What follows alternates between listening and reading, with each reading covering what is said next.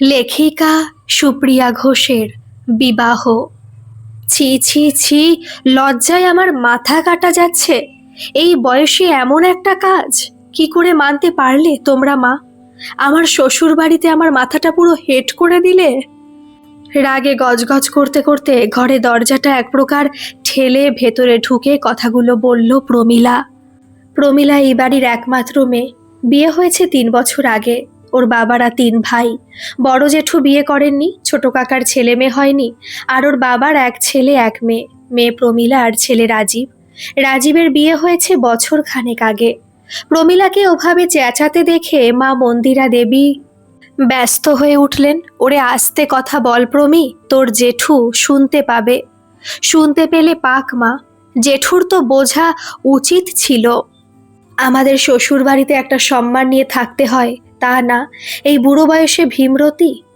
মন্দিরা দেবী একটা দীর্ঘশ্বাস ফেলে বললেন, আমরা কি কম বুঝিয়েছি? কিন্তু যত নষ্টের গোড়া তো তোর বৌদি, ওই তোর জেঠুর মাথাটা খেয়েছে। প্রমীলা আঁচলটা কোমর পেঁচিয়ে বলল, হ্যাঁ মা, সে আমি আন্দাজ করেছিলাম বটে।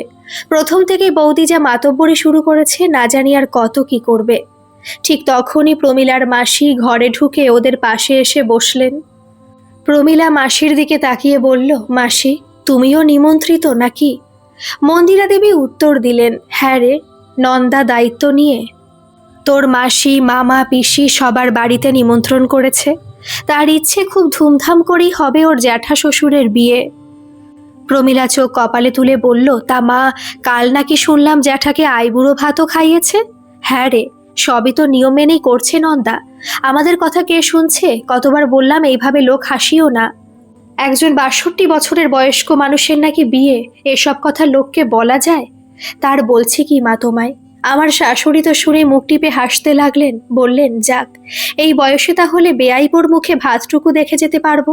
বলো মা, কেমন লজ্জার ব্যাপার। প্রমীলার মাসি পান চিবোতে চিবোতে বললেন, হ্যাঁ রে দিদি, তোর বৌমার মাথায় হঠাৎ এমন ভূত চাপলো কেন রে? মন্দিরা দেবী হাত নেড়ে বললেন, বাহবা দেখাবে বলে আর কি। এদিকে বিয়ে হলে যে ওর নিজের স্বামীর লস, সেটা তো বুঝছে না। এই বাড়িঘর সম্পত্তি সব ভাগ হয়ে যাবে, সেদিকে হুঁশ আছে নাকি? খালি নাম কুড়াবার তাল। ঠিক সেই মুহূর্তে নন্দা কি একটা দরকারে ওই ঘরের দিকে আসছিল। শাশুড়ির শেষ কথাটা ওর কানে গিয়ে পৌঁছায়। কদিন ধরে শাশুড়ি আড়ালে আবডালে কত কি বলছে, নন্দা চুপচাপ সহ্য করছিল, কিন্তু আজ আরও মুখ বুজে থাকতে পারল না। নন্দা ধীর পায়ে ঘরে ঢুকে শাশুড়ির দিকে তাকিয়ে শান্ত গলায় বলল, একটু ভুল বললেন মা। আমি বাবা নাম কেনার জন্য জেঠুমণির বিয়ে দিচ্ছি না, আমি বিয়ে দিচ্ছি জেঠুমণির একজন সঙ্গী পাওয়ার জন্য। প্রমীলার মাসি ঠোঁট উল্টে বলে উঠলেন, 3 কাল গিয়ে 1 কালে ঠেকেছে, এই বয়সে আবার সঙ্গী? নন্দা মাসির দিকে ফিরে মৃদু হেসে বলল, হ্যাঁ মাসিমণি, এই বয়সেই তো একজন সঙ্গীর সবচেয়ে বেশি প্রয়োজন হয়। সবাই চুপ করে শুনছিল।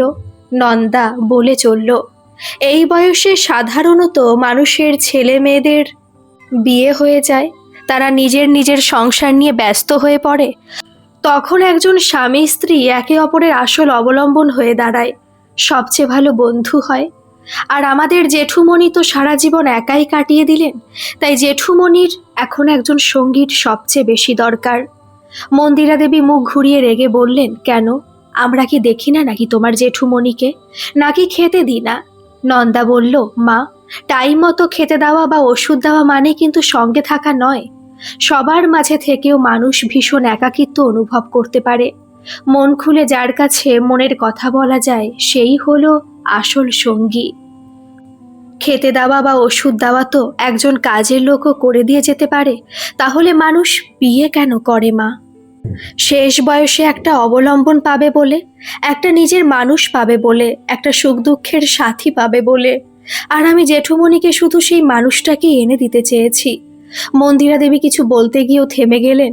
নন্দা আবারও বলল, জেঠুমণি প্রথমে একদম রাজি হননি, আমি আর আপনার ছেলে মিলেই অনেক বুঝিয়ে রাজি করিয়েছি।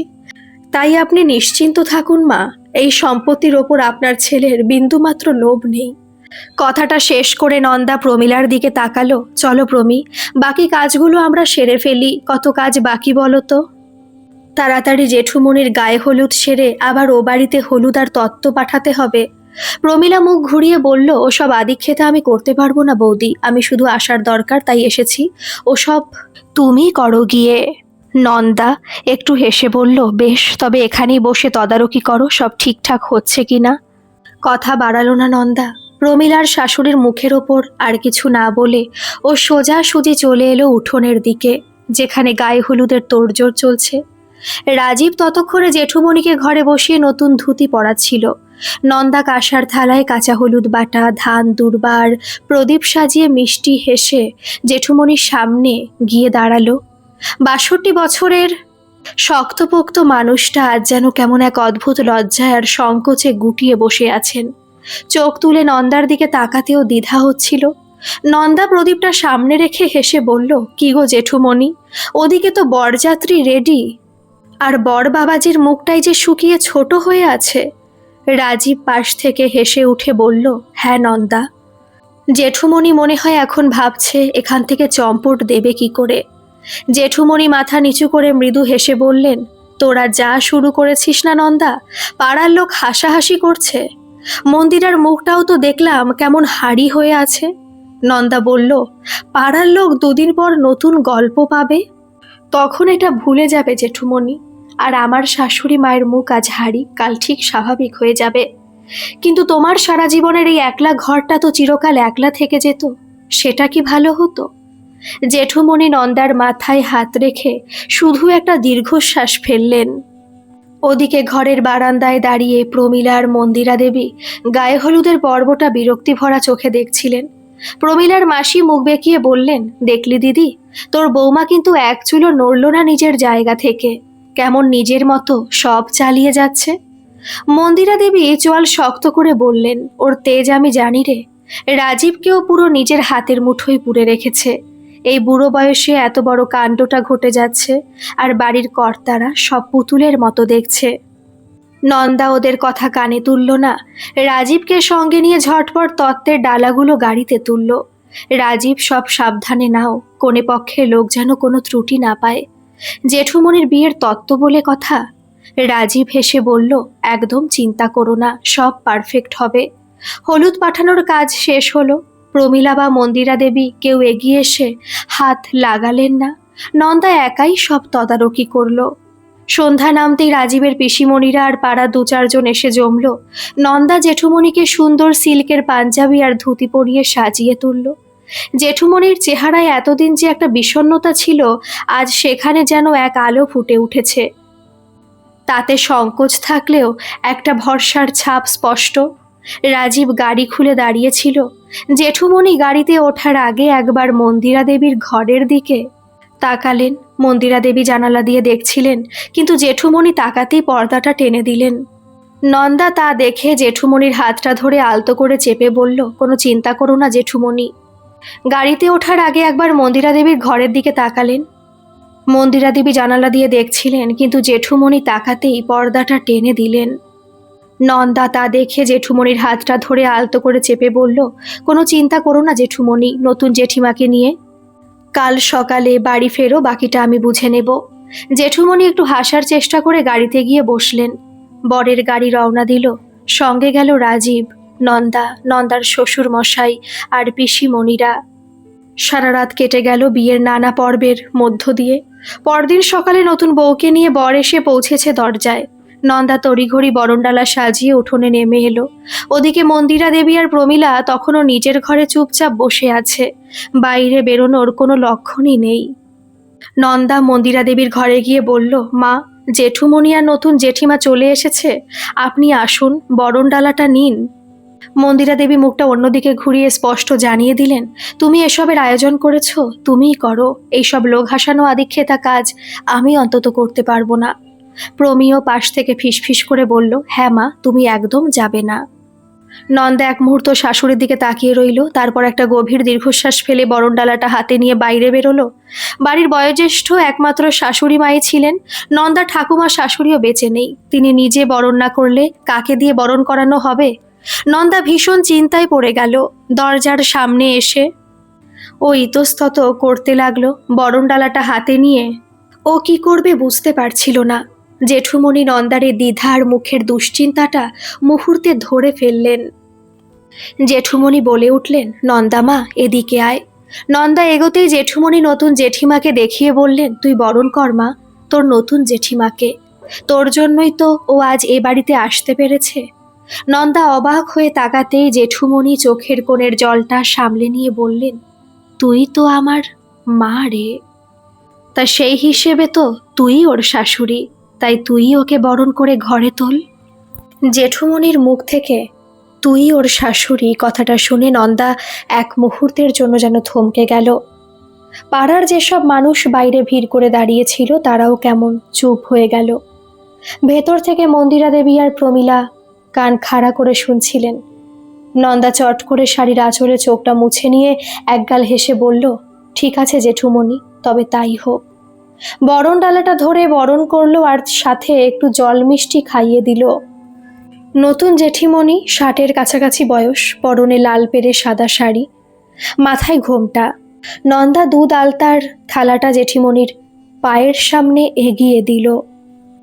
তারপর ঠোঁটের কোণে মিষ্টি একটা হাসি ফুটিয়ে শাশুড়ির মতো বলল, বড় বৌমা, প্রথমে বাম পাটা দিয়ে ঘরে প্রবেশ করো।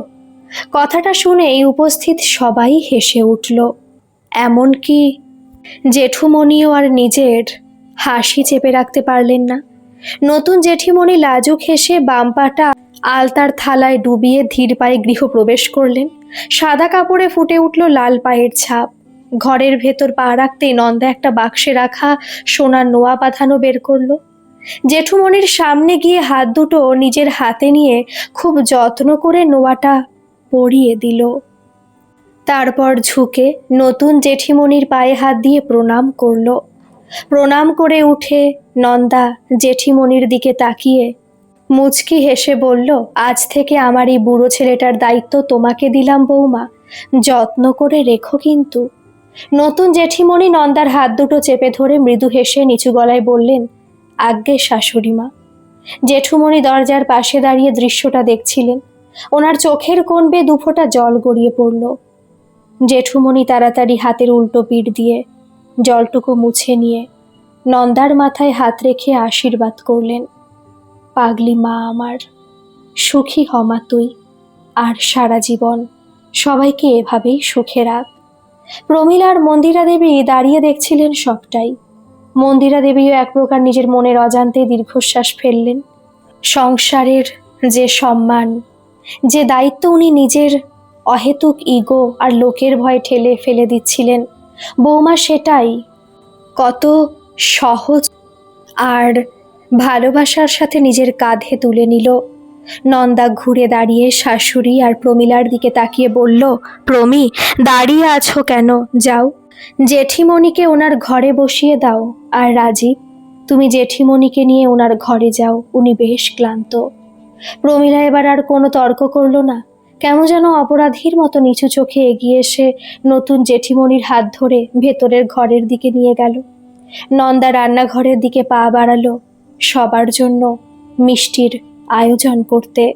শেষ বয়সে মানুষের আসল প্রয়োজন অর্থ বা সম্পত্তি নয়, একটুখানি সহানুভূতি আর একাকিত্ব ভাগ করে নেওয়ার একজন খাঁটি সঙ্গী।